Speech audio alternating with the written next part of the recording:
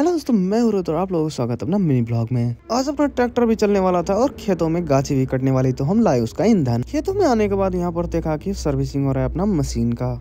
जब तक सर्विसिंग हो रहा है तब तक बबुआ का रील शूट कर दी।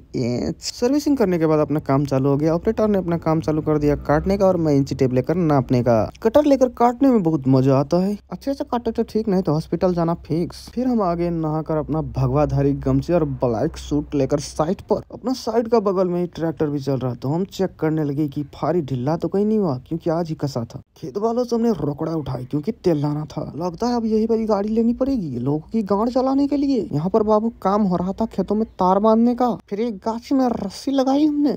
फिर क्या था, शाम हो गया और हम निकल गए टाटा सफारी लेकर अपने घर की तरफ ठेकेदार के साथ। यहाँ आईफोन का तो कुछ अलग ही लोचा चल रहा बाबा।